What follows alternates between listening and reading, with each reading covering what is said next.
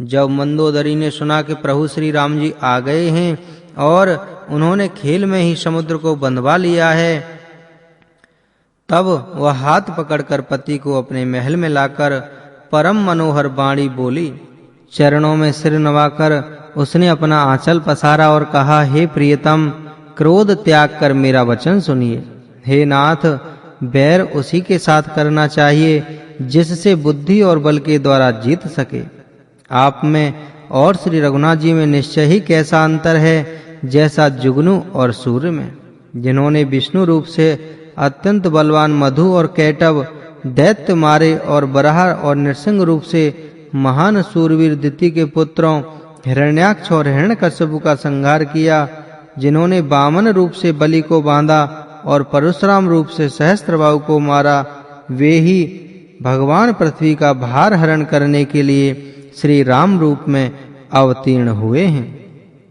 हे नाथ, उनका विरोध न कीजिए जिनके हाथ में काल, कर्म और जीव सभी हैं।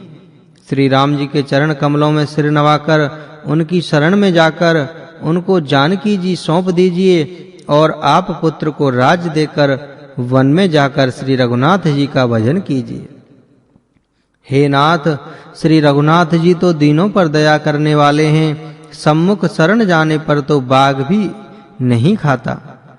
आपको जो अच्छा करना वो कीजिए, वह आप सब कर चुके हैं। आपने देवता, राक्षस तथा चर अचर सभी को जीत लिया है। हे दसमुख, संतजन ऐसी नीति कहते हैं कि चौथेपन बुढ़ापे में राजा को वन में चला जाना चाहिए। हे स्वामी, वहां वन में आप उनका भजन कीजिए जो सृष्टि के रचने वाले, पालने वाले और संहार करने वाले हैं। हे नाथ, आप विषयों की सारी ममता छोड़कर उन्हीं शरणागत पर प्रेम करने वाले भगवान का भजन कीजिए, जिनके लिए श्रेष्ठ मुनि साधन करते हैं और राजा राज्य छोड़कर बैरागी हो जाते हैं। वही कौशलाधीश श्री रघुनाथ जी आप पर दया करने वाले हैं। हे प्रियतम, यदि आप मेरी सीख मान लेंगे तो आपका अत्यंत पवित्र और सुंदर यश तीनों लोकों में फैल जाएगा।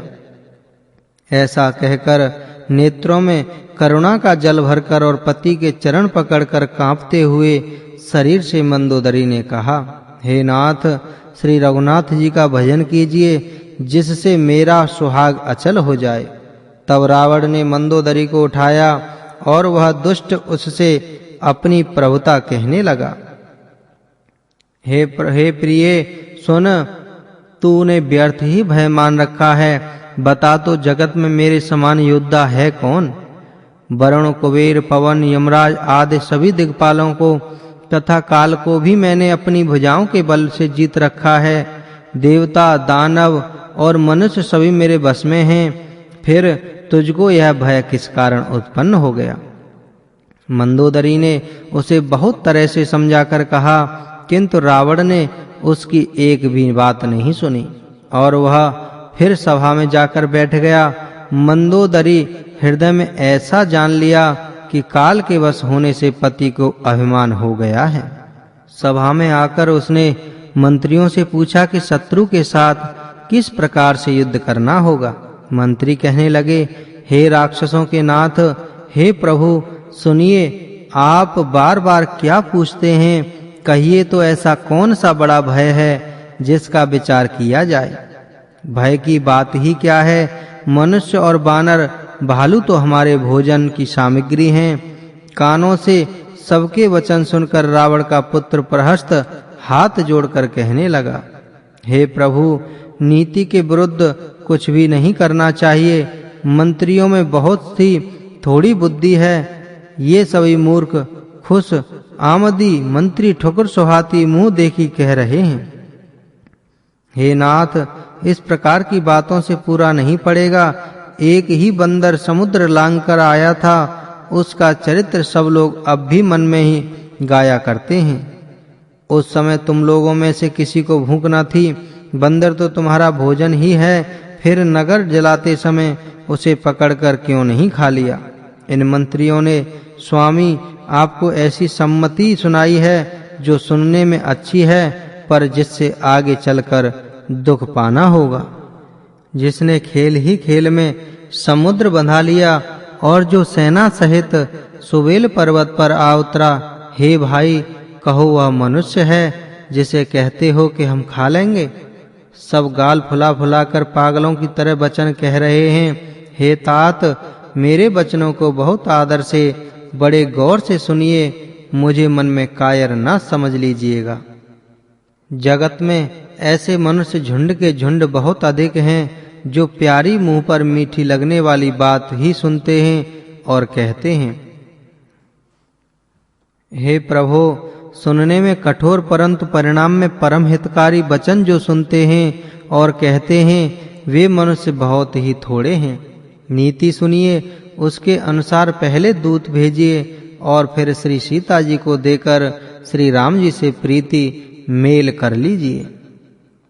यदि वे स्त्री पाकर लौट जाएं, तब तो व्यर्थ झगड़ा न बढ़ाइए, नहीं तो यदि न फिरें तो हे तात, सम्मुख युद्ध भूमि में उनसे हठपूर्वक डटकर मार काट कीजिए। हे प्रभु, यदि आप मेरी यह सम्मति मानेंगे तो जगत भर में दोनों ही प्रकार से आपका श्रेयस होगा। रावण ने गुस्से में भरकर पुत्र से कहा, अरे मूर्ख, तुझे ऐसी बुद्धि किसने सिखाई? अभी से हृदय में संदेह भय हो रहा है। हे पुत्र, तू तो बांस की जड़ में घमोई हुआ। तू मेरे वंश के अनुकूल या अनुरूप नहीं हुआ। पिता की अत्यंत घोर और कठोर वाणी सुनकर प्रहस्त ये कड़वे वचन कहता हुआ घर को चला गया। हित की सलाह आपको कैसे नहीं लगती? आप पर कैसे असर नहीं करती? जैसे मृत्यु के वश हुए रोगी को दवा नहीं लगती। संध्या का समय जानकर रावण अपनी 20 भुजाओं को देखता हुआ महल को चला गया। लंका की चोटी पर एक अत्यंत विचित्र महल था। वहां नाच गाना का अखाड़ा जमता था। रावण उस महल में जाकर बैठ गया। किन्नर उसके गुण समूह को गाने लगे। ताल, करताल, पखावज, मृदंग और वीणा बज रहे हैं। नृत्य में प्रवीण अप्सराएं नाच रही हैं। वह निरंतर सैकड़ों इंद्रों के समान भोग विलास करता रहता है। यद्यपि श्री राम जी सरीखा अत्यंत प्रबल शत्रु सिर पर है, फिर भी उसने ना तो कोई चिंता है और ना ही डर है। यहाँ श्री रघुवीर सुबेल पर्वत पर सेना की बड़ी भीड़ बड़े समूह के साथ उतरे। पर्वत का एक बहुत ऊंचा, परम रमणीय समतल और विशेष रूप से उज्जवल शिखर देखकर वहां लक्ष्मण जी ने वृक्षों के कोमल पत्ते और सुंदर फूल अपने हाथों से सजाकर बिछा दिए। उस पर सुंदर और कोमल मृगशाला बिछा दी। उसी आसन पर कृपालु श्री राम जी विराजमान थे। प्रभु श्री राम जी वानर राज सुग्रीव की गोद में अपना सिर रखे हैं। उनकी बाईं ओर धनुष तथा दाहिनी ओर तरकस रखा है। वे अपने दोनों कर कमलों से बाण सुधार रहे हैं। विभीषण जी ने कानों से लगकर सलाह कर रहे हैं। परम भाग्यशाली अंगद और हनुमान अनेकों प्रकार से प्रभु के चरण कमलों को दबा रहे हैं। लक्ष्मण जी कमर में तरकस कसे और हाथ में धनुष बाण लिए वीरासन से प्रभु के पीछे सुशोभित हैं। इस प्रकार कृपा, रूप, सौंदर्य और गुणों के धाम श्री राम जी विराजमान हैं। वे मनुष्य धन्य हैं जो सदा इस ध्यान में लो लगाए रहते हैं। पूर्व दिशा की ओर देखकर प्रभु श्री रामचंद्र जी ने चंद्रमा को उदय हुआ देखा। तब वे सबसे कहने लगे, चंद्रमा को तो देखो, कैसा सिंह के समान निडर है। पूर्व दिशा रूपी पर्वत की गुफा में रहने वाला अत्यंत प्रतापी, तेज और बल की राशि यह चंद्रमा रूपी सिंह अंधकार रूपी मत वाले हाथी के मस्तक को विदीर्ण करके आकाश रूपी वन में निर्भय विचर रहा है। आकाश में बिखरे हुए तारे मोतियों के समान हैं, जो रात्रि रूपी सुंदर स्त्री के श्रृंगार हैं। प्रभु ने कहा, भाइयों, चंद्रमा में जो कालापन है वह क्या है? अपनी अपनी बुद्धि के अनुसार कहो। सुग्रीव ने कहा, हे श्री रघुनाथ जी सुनिए, चंद्रमा में पृथ्वी की छाया दिखाई दे रही है। किसी ने कहा, चंद्रमा को राहु ने मारा था, वही चोट का काला दाग हृदय पर पड़ा हुआ है। कोई कहता है जब परमपिता ब्रह्मा जी ने कामदेव की स्त्री रति का मुख बनाया तब उसने चंद्रमा का सार भाग निकाल लिया, जिससे रति का मुख तो परम सुंदर बन गया, परंतु चंद्रमा के हृदय में छेद हो गया। वही छेद चंद्रमा के हृदय में वर्तमान में है, जिसकी राह से आकाश की काली छाया उसमें दिखाई पड़ती है। प्रभु श्री राम जी ने कहा, विष चंद्रमा का बहुत प्यारा भाई है, इसी से उसने विष को अपने हृदय स्थान में दे रखा है। विषय युक्त अपने किरण समूह को फैलाकर वह वियोगी नर नारियों को जलाता रहता है। और हनुमान जी ने कहा, हे प्रभु सुनिए, चंद्रमा आपका प्रिय दास है, आपकी सुंदर श्याम मूर्ति चंद्रमा के हृदय में बसती है, वही श्यामलता झलक चंद्रमा में है। पवन पुत्र श्री हनुमान जी के वचन सुनकर सुजान श्री राम जी हंस पड़े। फिर दक्षिण की ओर देखकर कृपा निधान प्रभु बोले, हे विभीषण, दक्षिण दिशा की ओर देखो, बादल कैसा घुमड़ रहा है और बिजली चमक रही है। भयानक बादल मीठे-मीठे हल्के-हल्के स्वर से गरज रहा है, कहीं कठोर ओलों की वर्षा न हो। विभीषण बोले, हे कृपालु सुनिए, यह ना तो बिजली है न बादलों की घटा, लंका की चोटी पर एक महल है, दशक ग्रीव रावण वहां नाच गान का अखाड़ा देख रहा है। रावण ने सिर पर मेघडंबर, बादलों के डंबर जैसा विशाल और काला छत्र धारण कर रखा है, वही मानो बादलों की अत्यंत काली घटा है। मंदोदरी के कानों में जो कर्ण फूल हिल रहे हैं, हे प्रभु, वही मानो बिजली चमक रही है। हे देवताओं के सम्राट सुनिए, अनुपम ताल और मृदंग बज रहे हैं, वही मधुर गर्जन ध्वनि है। रावण का अभिमान समझकर प्रभु मुस्कुराए, उन्होंने धनुष चढ़ाकर उस पर बाण संधान किया और एक ही बाण से रावण के छत्र मुकुट और मंदोदरी के कर्णफूल काट गिराए। सबके हृदय में देखते देखते वे जमीन पर आ पड़े, पर इसका भेद कारण किसी ने नहीं जाना। ऐसा चमत्कार करके श्री राम जी का बाण वापस आकर फिर तरकस में जा घुसा। यह महान रसभंग रंग में भंग देखकर रावण की सारी सभा भयभीत हो गई। न भूकंप हुआ, न बहुत जोर की हवा चली, न कोई अस्त्र शस्त्र ही नेत्रों से देखे। फिर ये छत्र मुकुट और कर्णफूल कैसे कटकर धरती पर गिर पड़े। सभी अपने हृदय में सोच रहे हैं कि यहाँ बड़ा भयंकर अपशगुन हुआ। सभा को भयभीत देखकर रावण ने हंसकर युक्ति रचकर ये वचन कहे, सिरों का गिरना भी जिसके लिए निरंतर शुभ होता है, उसके लिए मुकुट का गिरना अपशगुन कैसा। अपने अपने घर जाकर सो रहो, डरने की कोई बात नहीं है। तब सब लोग सिर नवाकर घर गए। जब से कर्णफूल पृथ्वी पर गिरा, तब से मंदोदरी के हृदय में बड़ा सोच हो गया। नेत्रों में जल भरकर दोनों हाथ जोड़कर वह रावण से कहने लगी, हे प्राणनाथ, मेरी विनती सुनिए। हे प्रियतम, श्री राम जी से विरोध छोड़ दीजिए, उन्हें मनुष्य जानकर मन में हट न पकड़े रहिए।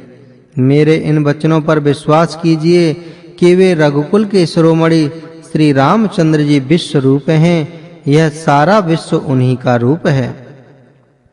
वेद जिनके अंग अंग में लोकों की कल्पना करते हैं, पाताल जिन विश्व रूप भगवान का चरण है, ब्रह्मलोक सिर है, अन्य बीच के सब लोग विश्राम जिनके अन्य अलग-अलग अंगों पर है, भयंकर काल जिनका भ्रकुटी संचालन, बोहों का चलना है, सूर्य नेत्र हैं, बादलों का समूह बाल है, अश्विनी कुमार जिनकी नासिका है, रात और दिन जिनके अपार निमेष पलक मारना और खोलना है, दसों दिशाएं कान हैं, वेद ऐसा कहते हैं, वायु श्वास है और वेद जिनकी अपनी वाणी है। लोभ जिनका होठ है, यमराज भयानक दांत हैं, माया हंसी है, दिग्पाल भुजाएं हैं, अग्नि मुख है, वरुण जीव है, उत्पत्ति, पालन और प्रलय जिनकी चेष्टा क्रिया है। 18 प्रकार की असंख्य वनस्पतियां जिनकी रोमावली हैं, पर्वत अस्थियां हैं, नदियां नसों का जाल है, समुद्र पेट है और नरक जिनकी नीचे की इंद्रियां हैं। इस प्रकार प्रभु विश्वमय हैं, अधिक कल्पना क्या की जाए। भगवान शिव जी जिनका अहंकार है, परमपिता ब्रह्मा जिनकी बुद्धि है, चंद्रमा मन है और महान विष्णु ही चित्त है, उन्हीं चराचर रूप भगवान श्री राम जी ने मनुष्य रूप में निवास किया है। हे प्राणपति, सुनिए, ऐसा विचार कर प्रभु से बैर छोड़कर श्री रघुवीर के चरणों में प्रेम कीजिए, जिससे मेरा सुहाग न जाए। पत्नी के वचन कानों से सुनकर रावण खूब हंसा और बोला, अहो, मोह अज्ञान की महिमा बड़ी बलवान है। स्त्री का स्वभाव सब सत्य ही कहते हैं कि उसके हृदय में 8 अवगुण सदा रहते हैं। साहस, झूठ, चंचलता, माया, भय, अविवेक, अपवित्रता और निर्दयता। तूने शत्रु का समग्र रूप गाया और मुझे उसका बड़ा भारी भय सुनाया।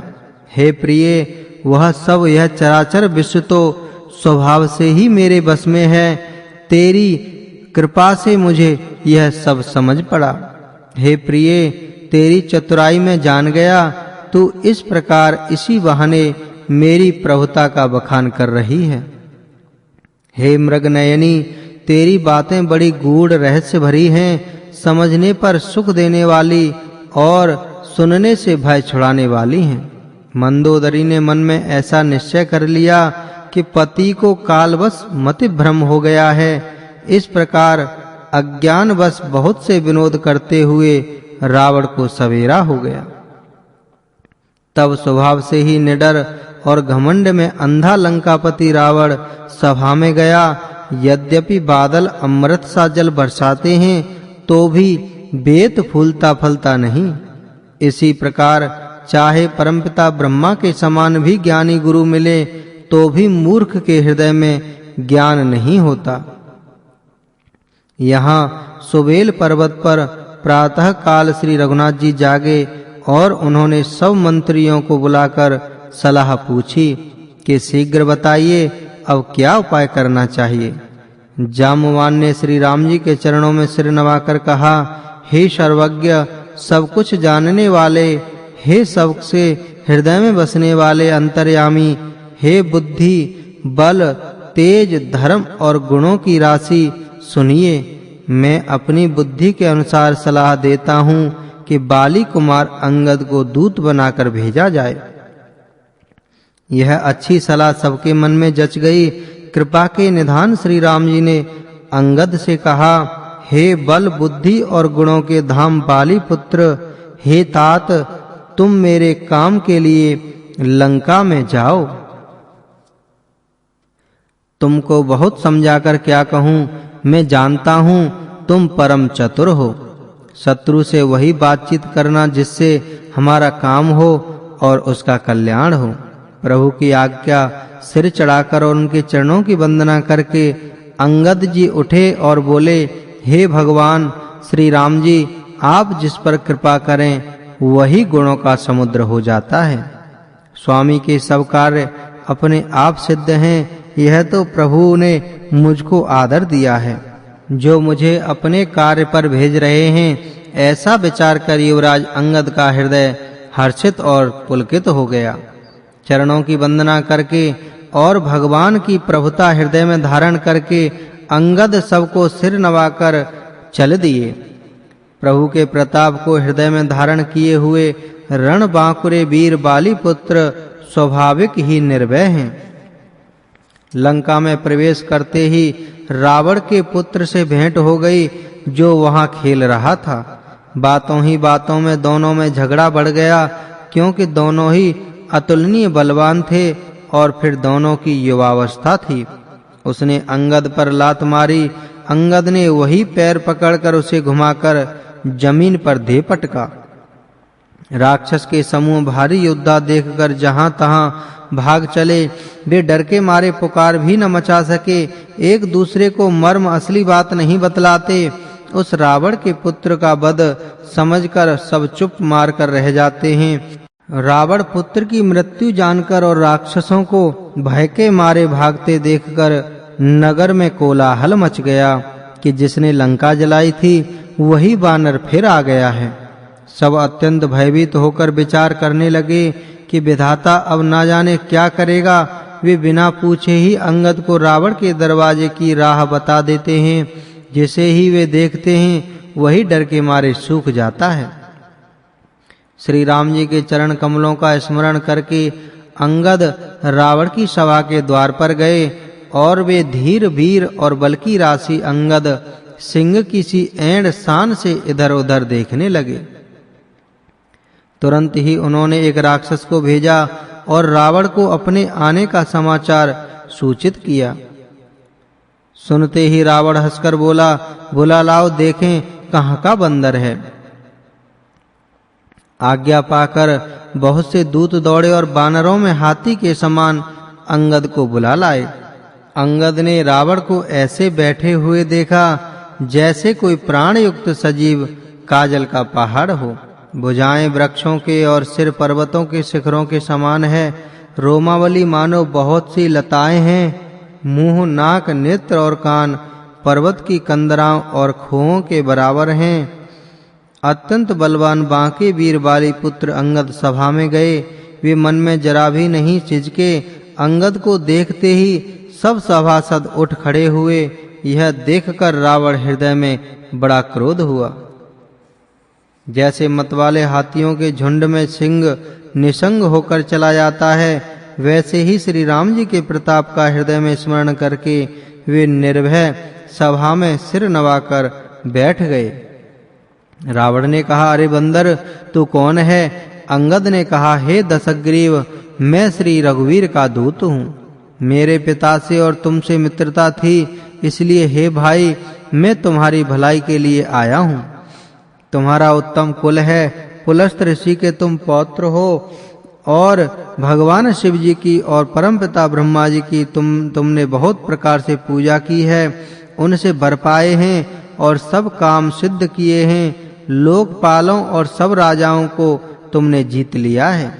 राजमद से या मोह बस तुमने जगत जननी श्री सीता जी को हर लाए हो। अब तुम मेरे शुभ वचन, मेरी हितभरी सलाह सुनो। उसके अनुसार चलने से प्रभु श्री रामचंद्र जी तुम्हारे सब अपराध क्षमा कर देंगे। दांतों में तिनका दबाओ, गले में कुल्हाड़ी डालो और कुटुंबियों सहित अपनी स्त्रियों को साथ लेकर आदर पूर्वक श्री जानकी जी को आगे करके इस प्रकार सब भय छोड़कर चलो। और हे शरणागत के पालन करने वाले रघुवंश शिरोमणि श्री राम जी, मेरी रक्षा कीजिए, रक्षा कीजिए। इस प्रकार आर्थ प्रार्थना करके आर्थ पुकार सुनते ही प्रभु तुमको निर्भय कर देंगे। रावण ने कहा, अरे बंदर के बच्चे संभाल कर बोल। मूर्ख, मुझ देवताओं के शत्रु को तूने जाना नहीं। अरे भाई, अपना और अपने बाप का नाम तो बता, किस नाते से मित्रता मानता है? अंगद ने कहा, मेरा नाम अंगद है, मैं बाली का पुत्र हूँ। उनसे कभी तुम्हारी भेंट हुई थी? अंगद का वचन सुनते ही रावण कुछ सकुचा गया और बोला, हाँ मैं जान गया, मुझे याद आ गया, बाली नाम का एक बंदर था। अरे अंगद, तू ही बाली का लड़का है। अरे कुलनाशक, तू तो अपने कुल रूपी बांस के लिए अग्नि रूपी ही पैदा हुआ। गर्भ में ही क्यों ना नष्ट हो गया? तू व्यर्थ ही पैदा हुआ, जो अपने ही मुंह से तपस्वियों का दूत कहलाया। अब बाली की कुशल तो बता, वह आजकल कहाँ है? तब अंगद ने हंसकर कहा, 10 थोड़े बहुत दिन बाद बीतने पर स्वयं ही बाली के पास जाकर अपने मित्र को हृदय से लगाकर उसी से कुशल पूछ लेना। भगवान श्री राम जी से विरोध करने पर जैसी कुशल होती है, वह सब तुमको वे सुनाएंगे। हे मूर्ख, सुन, भेद उसी के मन में पड़ सकता है। भेद नीति उसी पर अपना प्रभाव डाल सकती है जिसके हृदय में श्री रघुवीर जी ना हो। सच है, मैं तो कुल का नाश करने वाला हूँ और हे रावण, तुम कुल के रक्षक हो अंधे बहरे भी ऐसी बात नहीं कहते। तुम्हारे तो 20 नेत्र और 20 कान हैं। भगवान शिव, परमपिता ब्रह्मा जी आदि देवता और मुनियों के समुदाय जिनके चरणों की सेवा करना चाहते हैं, उनका दूत होकर मैंने कुल को डुबा दिया। अरे ऐसी बुद्धि होने पर भी तुम्हारा हृदय फट नहीं जाता। बानर अंगद की कठोर वाणी सुनकर रावण आंखें तरेर कर तिरछी नजर करके बोला, अरे दुष्ट, मैं तेरे सब कठोर वचन इसलिए सह रहा हूँ कि मैं नीति और धर्म को जानता हूँ, उन्हीं की रक्षा कर रहा हूँ। अंगद ने कहा, तुम्हारी धर्मशीलता मैंने भी सुनी है। वह यह है कि तुमने पराई स्त्री की चोरी की है और दूत की रक्षा की बात तो अपनी आंखों से देख ही ली। ऐसे धर्म के व्रत को धारण पालन करने वाले तुम डूबकर मर नहीं जाते। नाक कान से रहित बहन को देखकर तुमने धर्म विचार कर ही तो क्षमा कर दिया था। तुम्हारी धर्मशीलता जग जाहिर है। मैं भी बड़ा भाग्यवान हूँ जो मैंने तुम्हारा दर्शन पाया। रावण ने कहा, अरे जड़ जंतु बानर, व्यर्थ बकबक ना कर। अरे मूर्ख, मेरी भुजाएं तो देख, ये सब लोकपालों के विशाल बल रूपी चंद्रमा को ग्रसने के लिए राहु हैं। फिर तूने सुना ही होगा कि आकाश रूपी तालाब में मेरी भुजाओं रूपी कमलों पर बसकर भगवान श्री शिव जी कैलाश हंस के समान शोभा को प्राप्त हुआ था। अरे अंगद सुन, तेरी सेना में बता ऐसा कौन योद्धा है जो मुझसे भिड़ सकता है। तेरा मालिक तो स्त्री के वियोग में बलहीन हो रहा है और उसका छोटा भाई उसी के दुख से दुखी और उदास है। तुम और सुग्रीव दोनों नदी तट के वृक्ष हो। मेरा छोटा भाई विभीषण, वह भी बड़ा डरपोक है। मंत्री जामवान बहुत बूढ़ा है, वह अब लड़ाई में क्या लड़ सकता है। नल नील तो शिल्प कर्म जानते हैं, वे लड़ना क्या जाने। हाँ, एक बानर जरूर महान बलवान है जो पहले आया था और जिसने लंका जलाई थी। यह वचन सुनते ही बाली पुत्र अंगद ने कहा, हे राक्षस राज, सच्ची बात कहो, क्या उस बानर ने सचमुच तुम्हारा नगर जला दिया? रावण जैसे दगदज्योति योद्धा का नगर एक छोटे से बानर ने जला दिया, ऐसे वचन सुनकर उन्हें सत्य कौन कहेगा। हे रावण, जिसको तुमने बहुत बड़ा योद्धा कहकर सराया है, वह तो सुग्रीव का एक छोटा सा दौड़कर चलने वाला हरकारा है। वह बहुत चलता है, वीर नहीं है। उसको तो हमने केवल खबर लेने के लिए ही भेजा था। क्या सचमुच ही उस बानर ने प्रभु की आज्ञा पाए बिना ही तुम्हारा नगर जला डाला? मालूम होता है इसी डर से वह लौटकर सुग्रीव के पास नहीं गया और कहीं छिप रहा है। हे रावण, तुम सब सत्य ही कहते हो, मुझे सुनकर कुछ भी क्रोध नहीं है। सचमुच हमारी सेना में कोई भी ऐसा नहीं है जो तुमसे लड़ने में शोभा पाए। प्रीति और बैर बराबरी वालों से ही करना चाहिए, ऐसी नीति ही है। सिंह यदि मेढक को मारे तो क्या उसे कोई भला कहेगा? यद्यपि तुम्हें मारने में श्री राम जी को लघुता है और बड़ा दोष भी है, तथापि हे रावण सुनो, क्षत्रिय जाति का क्रोध बड़ा कठिन होता है। वक्रोक्ति रूपी धनुष से वचन रूपी बाण मारकर अंगद ने शत्रु का हृदय जला दिया और वीर रावण उन बाघों को मानो प्रत्युत्तर सनसियों से निकाल रहा है। तब रावण हंसकर बोला, बंदर में यह एक बड़ा गुण है कि जो उसे पालता है उसका वह अनेकों उपायों से भला करने की चेष्टा करता है। बंदरों को धन्य है जो अपने मालिक के लिए लाज छोड़कर जहां तहां नाचता है, नाच कूद कर लोगों को रिखाकर मालिक का हित करता है। यह उसके धर्म की निपुणता है। हे अंगद, तेरी जाति स्वामी भक्त है, फिर भला तू अपने मालिक के गुण इस प्रकार कैसे न कहेगा? मैं गुण ग्राहक, गुणों का आदर करने वाला और परम सुजान समझदार हूँ। इसी से तेरी जली कटी बक बक कर कान ध्यान नहीं देता। अंगद ने कहा, तुम्हारी सच्ची गुण ग्राहकता तो मुझे हनुमान जी ने सुनाई थी। उसने अशोक वन को विध्वंस तहस नहस करके तुम्हारे पुत्र को मारकर नगर को जला दिया था, तो भी तुमने अपनी गुण ग्राहकता के कारण यही समझा कि उसने तुम्हारा कुछ भी अपकार नहीं किया। तुम्हारा वही सुंदर स्वभाव विचार कर हे दशग्रीव मैंने कुछ दृष्टता की है। हनुमान ने जो कुछ कहा था उसे आकर मैंने प्रत्यक्ष देख लिया कि तुम्हें लज्जा है, न क्रोध है और न चिढ़ है। रावण बोला, अरे बानर, जब तेरी ऐसी बुद्धि है तभी तो तू बाप को खा गया। ऐसा वचन कहकर रावण हंसा।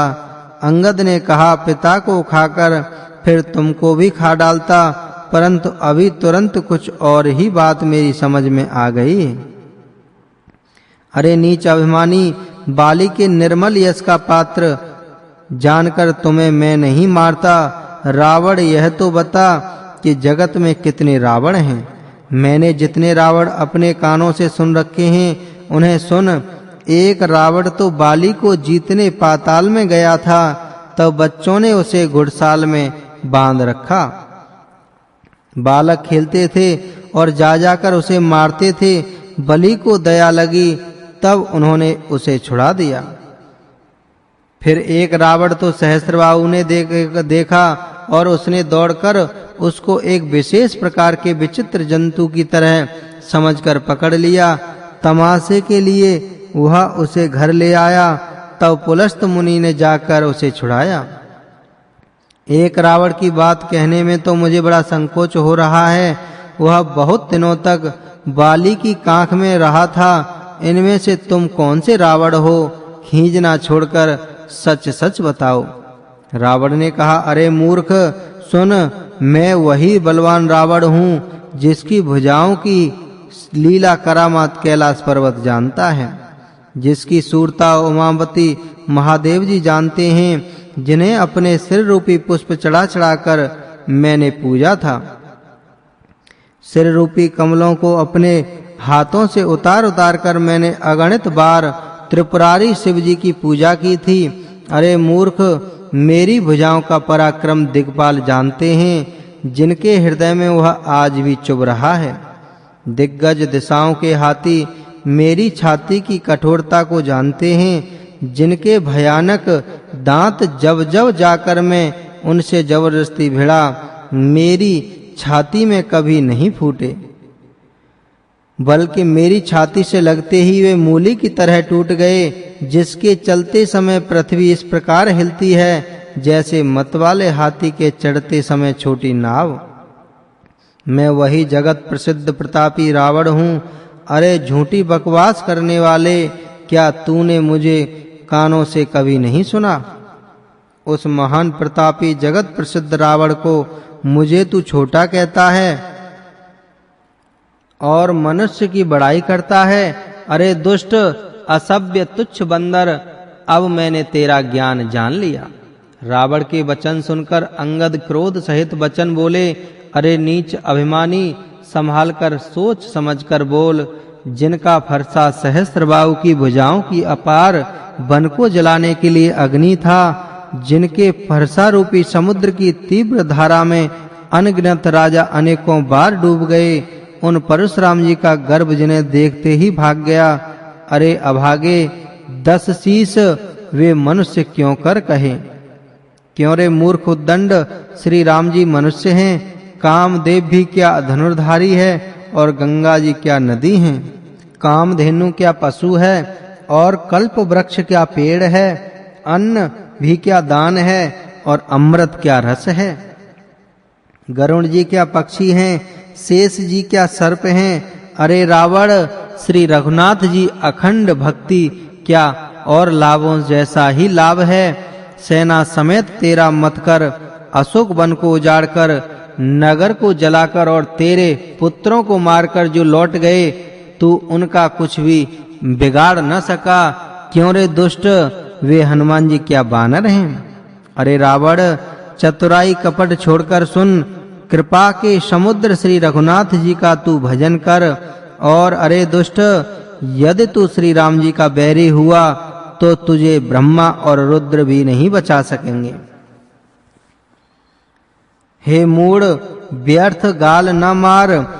श्री राम जी से बैर करने पर तेरा ऐसा हाल होगा कि तेरे सिर समूह श्री राम जी के बाण लगते ही बानरों के आगे पृथ्वी पर पड़ेंगे और रीछ बानर तेरे उन गेंद के समान अनेकों सिरों से चौगन खेलेंगे। जब श्री रघुनाथ जी युद्ध में कोप करेंगे, उनके अत्यंत तीक्ष्ण बहुत से बाण छूटेंगे, तब क्या तेरा गाल बचलेगा? ऐसा विचार कर उदार कृपालु श्री राम जी को भज। अंगद के ये वचन सुनकर रावण बहुत अधिक जल उठा, मानो जलती हुई प्रचंड अग्नि में घी पड़ गया हो। वह बोला, अरे मूर्ख, कुंभकर्ण ऐसा मेरा भाई है, इंद्र का शत्रु, सुप्रसिद्ध मेघनाद मेरा पुत्र है, और मेरा पराक्रम तो तूने सुना ही नहीं कि मैंने संपूर्ण जड़ चेतन जगत को जीत लिया है। रे दुष्ट, बानरों की सहायता जोड़कर राम ने समुद्र बांध लिया, बस यही उसकी प्रभुता है। समुद्र को तो अनेकों पक्षी भी लांघ जाते हैं, पर इसी से वे सभी सूरवीर नहीं हो जाते।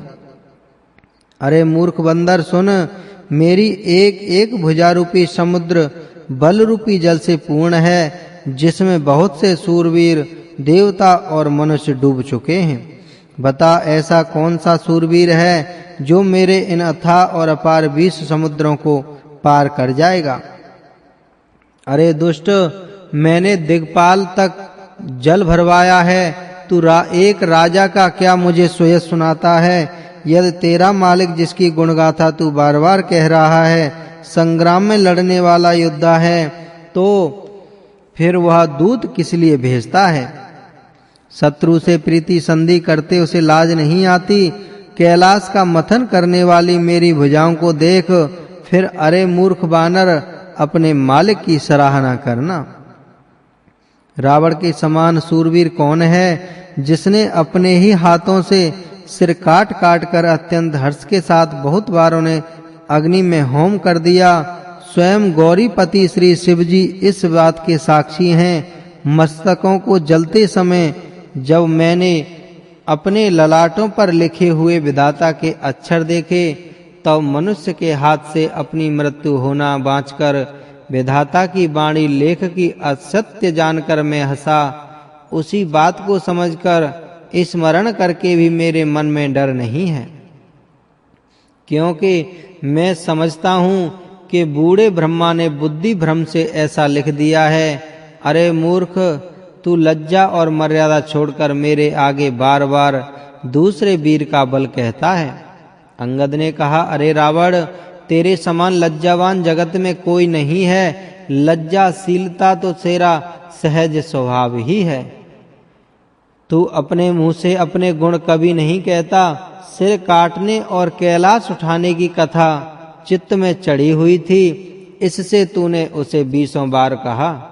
भुजाओं के उस बल को तो तूने हृदय में ही टाल छिपा रखा है, जिससे तूने सहस्त्रबाहु बलि और बाली को जीता था। अरे मंदबुद्धि, सुन, अब बस कर, सिर काटने से भी क्या कोई सूरवीर हो जाता है? इंद्रजाल रचने वालों को वीर नहीं कहा जाता, यद्यपि वह अपने ही हाथों अपना सारा शरीर काट डालता है। अरे मंदबुद्धि, समझकर देख, पतंगे मोह बस आग में जल मरते हैं, गधों के झुंड बोझ लाद कर चलते हैं, पर इस कारण वे सूरवीर नहीं कहलाते। अरे दुष्ट, अब बत बढ़ाव मत कर, मेरा वचन सुन और अभिमान त्याग दे। हे दसमुख, मैं दूत की तरह संधि करने नहीं आया हूँ। श्री रघुवीर ने ऐसा विचार कर मुझे भेजा है। कृपालु श्री राम जी बार-बार ऐसा कहते हैं कि सियार के मारने से सिंह को यश नहीं मिलता। अरे मूर्ख, प्रभु के उन वचनों को मन में समझकर याद करके ही मैंने तेरे कठोर वचन सहे हैं, नहीं तो तेरे मुंह तोड़कर मैं श्री सीता जी को जबरदस्ती ले जाता। अरे अधम, देवताओं के शत्रु, तेरा बल तो मैंने तभी जान लिया जब तू सूने में पराई स्त्री को हर लाया था। तू राक्षसों का राजा और बड़ा अभिमानी है, परंतु मैं तो श्री रघुनाथ जी के सेवक सुग्रीव का दूत, सेवक का भी सेवक हूँ। यदि मैं श्री राम जी के अपमान से न डरूं तो तेरे देखते देखते ऐसा तमाशा करूं कि तुझे जमीन पर पटक कर तेरी सेना का संहार कर और तेरे गांव को चौपट नष्ट भ्रष्ट करके, अरे मूर्ख, तेरी युवती स्त्रियों सहित श्री जानकी जी को ले जाऊं। यदि ऐसा करूं तो भी इसमें कोई बड़ाई नहीं है। मरे हुए को मारने में कुछ भी पुरुषत्व बहादुरी नहीं है। वाम मार्गी, कामी, कंजूस, अत्यंत मूढ़, अति दरिद्र, बदनाम, बहुत बूढ़ा, नित्य का रोगी, निरंतर क्रोध युक्त रहने वाला, भगवान विष्णु से विमुख और वेद और संतों का विरोधी, अपना ही शरीर पोषण करने वाला, पराई निंदा करने वाला और पाप की खान, महान पापी, ये 14 प्राणी जीते ही मुर्दे के समान हैं। अरे दुष्ट, ऐसा विचार कर मैं तुझे नहीं मारता। अब तू मुझ में क्रोध न पैदा कर, मुझे गुस्सा न दिला। अंगद के वचन सुनकर राक्षस राज रावण दांतों से होठ काटकर क्रोधित होकर हाथ मलता हुआ बोला, अरे नीच बंदर, अब तू मरना ही चाहता है, इसी से तेरे मुंह बड़ी बात कहता हूँ। अरे मूर्ख बंदर, तू जिसके बल पर कड़वे वचन बक रहा है, उसमें बल, प्रताप, बुद्धि अथवा तेज कुछ भी नहीं है। उसे गुणहीन और मानहीन समझकर ही तो पिता ने वनवास दे दिया। उसे एक तो वह उसका दुख, उस पर युवती स्त्री का विरह और फिर रात दिन मेरा डर बना रहता है। जब उसने श्री राम जी की निंदा की तब तो कपिश्रेष्ठ अंगद अत्यंत क्रोधित हुए, क्योंकि शास्त्र कहते हैं कि जो अपने कानों से भगवान विष्णु, भगवान शिवजी और भगवान विष्णु की निंदा सुनता है, उसे गौवध के समान पाप होता है। वानर श्रेष्ठ अंगद बहुत जोर से कटकटाए और उन्होंने तमक कर जोर से अपने दोनों भुजदंडों को पृथ्वी पर दे मारा।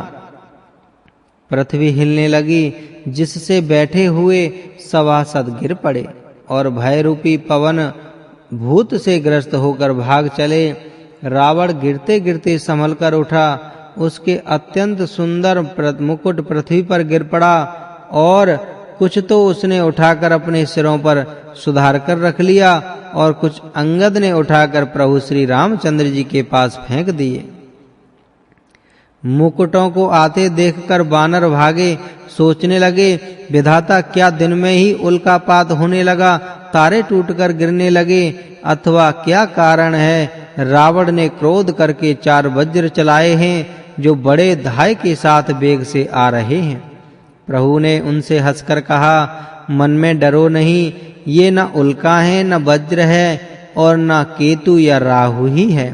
अरे भाई, ये तो रावण के मुकुट हैं, जो बाली पुत्र अंगद के फेंके हुए आ रहे हैं। पवन पुत्र श्री हनुमान जी ने उछलकर उनको हाथ से पकड़ लिया और लाकर प्रभु के पास रख दिया। रीछ बानर और तमाशा देखने के लिए आ गए। उनका प्रकाश सूर्य के समान था। वहां सभा में क्रोध युक्त रावण सबसे क्रोधित होकर कहने लगा कि बंदर को पकड़ लो और पकड़कर मार डालो। अंगद यह सुनकर मुस्कुराने लगे। रावण फिर बोला, इसे मारकर सब योद्धा तुरंत दौड़ो और जहां कहीं रीछ वानरों को पाओ वहीं खा जाओ। पृथ्वी को बंदरों से रहित कर दो और जाकर दोनों तपस्वी भाइयों श्री राम और लक्ष्मण को जीते जी पकड़ लो। रावण के ये कोप भरे वचन सुनकर तब युवराज अंगद क्रोधित होकर बोले, तुझे गाल बजाते लाज नहीं आती? अरे निर्लज्ज, अरे कुलनाशक, गला काटकर आत्महत्या करके मर जा। मेरा बल देखकर भी क्या तेरी छाती नहीं फटती? अरे इस स्त्री के चोर, अरे कुमार्ग पर चलने वाले, अरे दुष्ट, पाप की राशि, मंद बुद्धि और कामी, तू सन्निपात में क्या दुर्वचन बक रहा है? अरे दुष्ट राक्षस, तू काल के वश हो गया है। इसका फल तू आगे वानर और भालुओं के चपेटे लगने पर पाएगा। राम मनुष्य हैं, ऐसा वचन बोलते ही अरे अभिमानी, तेरी जीभें नहीं गिर पड़ती। इसमें संदेह नहीं है कि तेरी जीभें अकेले नहीं वरम सिरों के साथ रणभूमि में गिरेंगी। हे दशकंद, जिसके एक ही बाण से बाली को मार डाला, वह मनुष्य कैसे है? अरे कुजाति, अरे जड़, 20 आंखें होने पर भी तू अंधा है, तेरे जन्म को धिक्कार है। श्री रामचंद्र जी के बाण समूह तेरे रक्त की प्यास से प्यासे हैं, वे प्यासे ही रह जाएंगे। इस डर से अरे कड़वी बकवास करने वाले नीच राक्षस, मैं तुझे छोड़ता हूँ।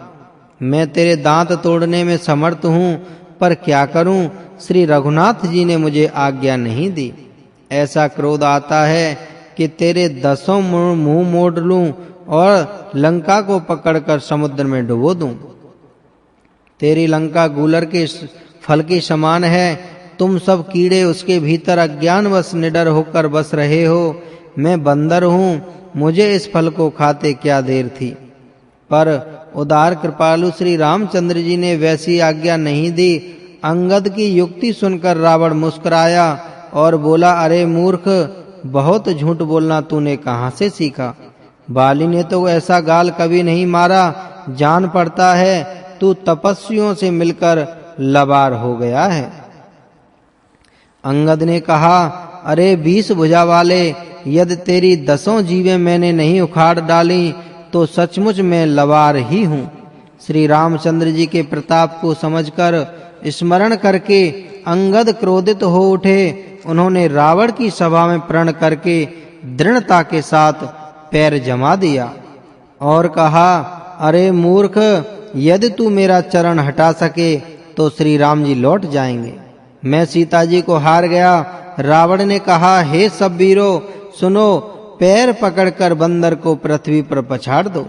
इंद्रजीत, मेघनाथ आदि अनेकों बलवान योद्धा जहां तहां से हर्षित होकर उठे। वे पूरे बल से बहुत से उपाय करके झपटते हैं, पर पैर टलता नहीं है। तब सिर नीचा करके फिर अपने अपने स्थान पर जा बैठते हैं। काक भुसुंड जी कहते हैं, हे गरुण जी, वे देवताओं के शत्रु राक्षस फिर उठकर झपटते हैं, परंतु हे सर्पों के शत्रु गरुण जी, अंगद का चरण उनसे वैसे ही नहीं टलता जैसे कुयोगी विषयी पुरुष मोह रूपी वृक्ष को नहीं उखाड़ सकते। करोड़ों वीर योद्धा जो बल में मेघनाद के समान थे, हर्षित होकर उठे। वे बार-बार झपटते हैं, पर बानर का चरण नहीं उठता। तब लज्जा के मारे सिर नवाकर बैठ जाते हैं। जैसे करोड़ों विघ्न आने पर भी संत का मन नीति को नहीं छोड़ता, वैसे ही बानर अंगद का चरण पृथ्वी को नहीं छोड़ता। यह देखकर रावण का मद दूर हो गया। अंगद का बल देखकर सब हृदय में हार गए। तब अंगद के ललकारने पर रावण स्वयं उठा। जब वह अंगद का चरण पकड़ने लगा, तब बाली कुमार अंगद ने कहा, मेरा चरण पकड़ने से तेरा बचाव नहीं होगा। अरे मूर्ख, तू जाकर श्री राम जी के चरण क्यों नहीं पकड़ता? यह सुनकर वह मन में बहुत ही सकचाकर लौट गया। उसकी सारी श्री जाती रही। वह ऐसा श्री तेजहीन हो गया जैसे मध्याह्न में चंद्रमा दिखाई देता है। वह सिर नीचा करके सिंहासन पर जा बैठा, मानो सारी संपत्ति गंवाकर बैठा हो। श्री रामचंद्र जी जगत भर के आत्मा और प्राणों के स्वामी हैं। उनसे विमुख रहने पर शांति कैसे पा सकता?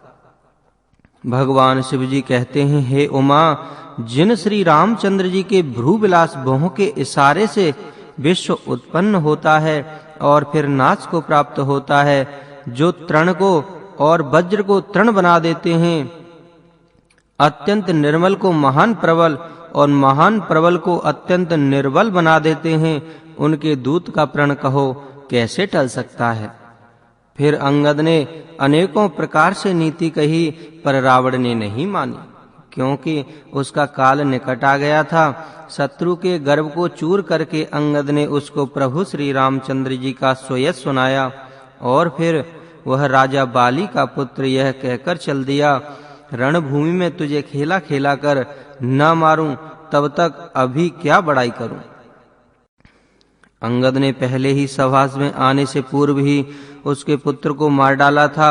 वह संवाद सुनकर रावण दुखी हो गया। अंगद का प्रण सफल देखकर सब राक्षस भय से अत्यंत ही व्याकुल हो गए। शत्रु के बल का मर्दन कर बल की राशि वाली पुत्र अंगद जी ने हर्षित होकर आकर श्री रामचंद्र जी के चरण कमल पकड़ लिए। उनका शरीर पुलकित है और नेत्रों में आनंद आंसू भरे हैं। संध्या हो गई जानकर दशक गिरी बिलखता हुआ उदास होकर महल में गया। मंदोदरी ने रावण को समझाकर फिर कहा, हे कांत, मन में समझकर विचार कर कुबुद्धि को छोड़ दो। आपसे और श्री रघुनाथ जी से युद्ध शोभा नहीं देता। उनके छोटे भाई ने एक जरासी रेखा खींच दी, उसे भी आप नहीं लांघ सके। ऐसा तो आपका पुरुषत्व है। हे प्रियतम, आप इन्हें संग्राम में जीत पाएंगे? जिनके दूत का ऐसा काम है। खेल से ही समुद्र लांघकर वह वानरों में सिंह हनुमान आपकी लंका में निर्भय चला आया। रखवालों को मारकर उसने अशोक वन उजाड़ डाला। आपके देखते देखते उसने अक्षय कुमार को मार डाला और संपूर्ण नगर को जलाकर राख कर दिया। उस समय आपके बल का गर्व कहाँ चला गया था। अब हे स्वामी, झूठ व्यर्थ गाल न मारिए। मेरे कहने पर हृदय में कुछ विचार कीजिए। हे पति, आप श्री रघुपति को निरा राजा मत समझिए, बल्कि अग जगन्नाथ जगत चराचर के स्वामी और अतुलनीय बलवान जानिए। श्री राम जी के बाण का प्रताप तो नीच मारीच भी जानता था, परंतु आपने उसका कहना भी नहीं माना। जनक की सभा में अगणित राजागण थे। वहां विशाल और अतुलनीय बल वाले आप भी थे। वहां भगवान शिव जी का धनुष तोड़कर श्री राम जी ने जानकी जी को ब्याहा, तब आपने उनको संग्राम में क्यों नहीं जीता? इंद्रपुत्र जयंत्र उनके बल को कुछ कुछ जानता था। श्री राम जी ने पकड़कर केवल उसकी एक आंख ही फोड़ दी और उसे जीवित ही छोड़ दिया। शूर्पणखा की दशा तो आपने देख ही ली थी, तो भी आपके हृदय में उनसे लड़ने की बात सोचते विशेष कुछ भी लज्जा नहीं आती। जिन्होंने विराट और खरदूषण को मारकर लीला से ही कबंध को भी मार डाला और जिन्होंने बाली को एक ही बाण से मार दिया, हे दशकंद, आप उन्हें महत्व को समझिए। जिन्होंने खेल से ही समुद्र को बंधा लिया और जो प्रभु सेना सहित सुबेल पर्वत पर उतर पड़े, उन सूर्य कुल के ध्वजा स्वरूप कीर्ति को बढ़ाने वाले करुणा में भगवान ने आप ही के हित के लिए दूत भेजा है। जिसने बीच सभा में आकर आपके बल को उसी प्रकार मथ डाला जैसे हाथियों के झुंड में आकर सिंह उसे छिन्न भिन्न कर डालता है। रण में बांके अत्यंत विकट वीर अंगद और हनुमान जिनके सेवक हैं, हे पति, उन्हें आप बार-बार मनुष्य कहते हैं। आप व्यर्थ ही मान, ममता और मद का बोझा ढो रहे हैं। हाँ प्रियतम, आपने श्री राम जी से विरोध कर लिया और काल के विशेष बस होने से आपके मन में अब भी ज्ञान नहीं उत्पन्न होता। काल दंड लाठी लेकर किसी को नहीं मारता, वह धर्म, बल, बुद्धि और विचार को हर लेता है। हे स्वामी, जिसका काल मरण समय निकट आ जाता है, उसे आप ही की तरह भ्रम हो जाता है। आपके 2 पुत्र मारे गए और नगर जल गया। जो हुआ सो हुआ। हे प्रियतम, अब भी इस भूल की पूर्ति समाप्ति कर दीजिए। श्री रामचंद्र जी से बैर त्याग दीजिए और हे नाथ, कृपा के समुद्र श्री रघुनाथ जी को भजकर निर्मल यश पाइए। स्त्री के बाण की समान वचन सुनकर वह सवेरा होते ही उठकर सभा में चला गया और सारा भय बुलाकर अत्यंत अभिमान में फूलकर सिंहासन पर जा बैठा। यहाँ सुबेल पर्वत पर श्री राम जी ने अंगद को बुलाया। उन्होंने आकर चरण कमलों में सिर नवाया। बड़े आदर से उन्हें पास बिठाकर खर के शत्रु श्री कृपालु श्री राम जी हंसकर बोले, हे बाली के पुत्र, मुझे बड़ा कौतूहल है। हे तात, इसी से मैं तुमसे पूछता हूँ, सत्य कहना। जो रावण राक्षसों के कुल का तिलक है और जिसके अतुलनीय बाहुबल की जगत में धाक है, उसके 4 मुकुट तुमने फेंके। हे तात, बताओ तुमने उनको किस प्रकार से पाया? अंगद ने कहा, हे सर्वज्ञ, हे शरणागत को सुख देने वाले, सुनिए, वे मुकुट नहीं हैं, वे तो राजा के 4 गुण हैं। हे नाथ, वेद कहते हैं कि साम, दान, दंड और भेद ये चारों राजा के हृदय में बसते हैं। ये नीति धर्म के 4 सुंदर चरण हैं। किंतु रावण में धर्म का अभाव है, ऐसा जी में जानकर ये नाथ के पास आ गए हैं। 10 शीश रावण धर्महीन, प्रभु के पद से विमुख और काल के बस में है। इसीलिए हे कौशलराज, सुनिए, वे गुण रावण को छोड़कर आपके पास आ गए हैं। अंगद की परम चतुरता पूर्ण उक्ति कानों से सुनकर उदार श्री रामचंद्र जी हंसने लगे। फिर बाली पुत्र ने किले के लंका के सब समाचार कहे। जब शत्रु के समाचार प्राप्त हो गए, तब श्री रामचंद्र जी ने सब मंत्रियों को पास बुलाया और कहा, लंका के 4 बड़े विकट दरवाजे हैं, उन पर किस तरह आक्रमण किया जाए, इस पर विचार करो। तब वानर राज सुग्रीव, वृक्षपति जामवान और विभीषण ने हृदय में सूर्य कुल के भूषण श्री रघुनाथ जी का स्मरण किया और विचार करके उन्होंने कर्तव्य निश्चित किया। वानरों की सेना के 4 दल बनाए और उनके लिए यथा योग्य जैसा चाहिए वैसे सेनापति नियुक्त किए। फिर सब युद्धपतियों को बुला लिया और प्रभु का प्रताप कहकर सबको समझाया। जिसे सुनकर वानर सिंह के समान गर्जना करके दौड़े। वे हर्षित होकर श्री राम जी के चरणों में सिर नवाते हैं और पर्वतों के शिखर ले लेकर सब वीर दौड़ते हैं। कौशल राज श्री रघुवीर की जय हो पुकारते हुए भालू और वानर गरजते और ललकारते हैं। लंका को अत्यंत श्रेष्ठ अजय किला जानते हुए भी वानर प्रभु श्री रामचंद्र जी के प्रताप से निडर होकर चले। चारों ओर से घिरी हुई बादलों की घटा की तरह लंका को चारों दिशाओं से घेरकर वे मुंह से ही डंके और भैरी बजाने लगे। महान बल की सीमा वे वानर भालू सिंह के समान ऊंचे स्वर से श्री राम जी की जय हो, श्री लक्ष्मण जी की जय हो, श्री वानर राज सुग्रीव की जय हो, ऐसी गर्जना करने लगे। लंका में बड़ा भारी कौतूहल कोहराम मच गया। अत्यंत अहंकारी रावण ने उसे सुनकर कहा, वानरों की ढिठाई तो देखो। यह कहते हुए हंसकर उसने राक्षसों की सेना बुलवाई। बंदर काल की प्रेरणा से चले आए हैं, मेरे राक्षस सभी भूखे हैं, विधाता ने इन्हें घर बैठे भोजन भेज दिया। ऐसा कहकर उस मूर्ख ने अट्टहास किया। वह बड़े जोर से ठहाका मारकर हंसा और बोला, हे वीरों, सब लोग चारों दिशाओं में जाओ और रीछ वानर सबको पकड़ पकड़ कर खा जाओ। भगवान शिव जी कहते हैं, हे पार्वती, रावण को ऐसा अभिमान था जैसे टिटहिरी पक्षी पैर ऊपर की ओर करके सोता है, मानो आकाश को थाम लेगा। आज्ञा मांगकर और हाथों में उत्तम भिंदी, पाल, सांगी, बरछी, तोमर, मुदगर, प्रचंड फरसे, शूल, दुधारी तलवार, परिघ और पहाड़ों के टुकड़े लोग ले लेकर राक्षस चले। जैसे मूर्ख मांसाहारी पक्षी लाल पत्थरों का समूह देखकर उस पर टूट पड़ते हैं, पत्थरों पर लगने से चोंच टूटने का दुख उन्हें नहीं सूझता, वैसे ही ये बेसमझ राक्षस दौड़े।